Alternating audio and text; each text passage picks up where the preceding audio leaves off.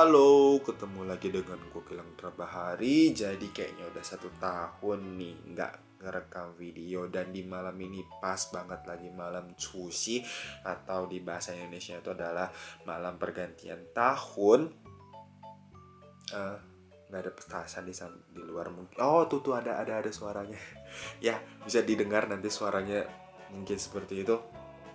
Nah jadi gue di video kali ini pengen banget cerita bagaimana caranya Gilang Trabahari untuk bertahan hidup di Taiwan selama 5 tahun setengah ini. Dan salah satunya itu adalah, if you go to abroad, language barrier itu adalah masalah yang common banget untuk siapapun. Dan bagi orang-orang yang pergi ke Taiwan salah satunya, karena Taiwan menggunakan Mandarin sebagai national language mereka. Dan Mandarin itu nggak mudah untuk dipelajari kayak misalkan bahasa Inggris, karena banyak banget sistem yang berbeda dengan kita. Contohnya adalah tulisan, yang karena bahasa Inggris masih menggunakan alfabet, sementara bahasa Mandarin itu menggunakan Hanzi.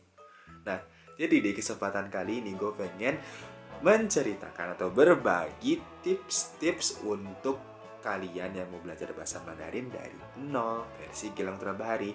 Check it out ya. Yang pertama itu kalian harus kenali dulu logat-logat bahasa Mandarin yang kalian mau pelajari.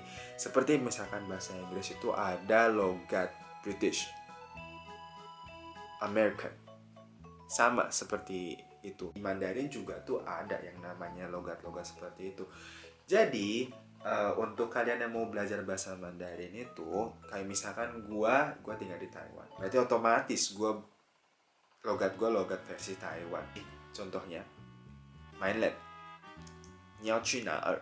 Taiwan, 你要去哪里? Yang kedua, untuk tips yang kedua ini, kalian harus kenali dulu sistem cara pembacaan bahasa Mandarin. Karena bagi gue itu, bahasa Mandarin itu adalah bahasa yang bisa dimulai dari kita speaking dulu, baru reading. Nah, speakingnya itu cara untuk memulai itu kayak di China Mandarin sana tuh gunakan sistemnya namanya pinyin. Nah, jadi kalian tuh bisa mengenali dulu sistem-sistem pinyin itu dari awalnya kayak gimana. Dan untuk perbedaan-perbedaan itu kayak gimana, itu bakal membantu banget. Ketiga, kenali tone-tone yang ada di bahasa Mandarin. Karena bahasa Mandarin itu adalah bahasa yang sangat sekali memperhatikan tone ya.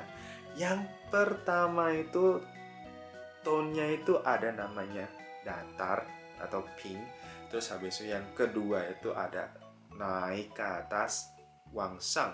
Terus yang ketiga itu naik turun ke atas atau wangsha, sang. Dan yang keempat itu ada wangsha.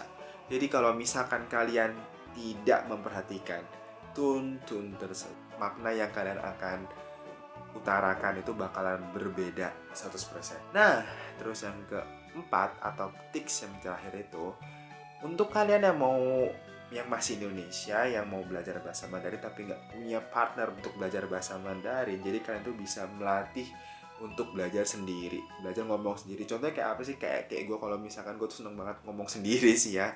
Maaf ini agak-agak mungkin agak gangguan ya, tapi itu cara untuk yang ampuh bagi gue, apalagi untuk bahasa Mandarin. Karena lagi gue ngomongkan itu, kalau misalnya bahasa Mandarin itu dimulai dari speaking dulu, baru yang terakhir tuh reading.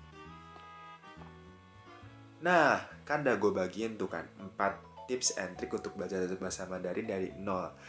Mungkin kalau kalian kedepannya ada tertarik dengan video-video seperti ini, gue bakalan bikin lebih banyak video seperti ini. Stay tune dan happy Chinese New Year ya. 恭喜发财，新年快乐哦！拜拜。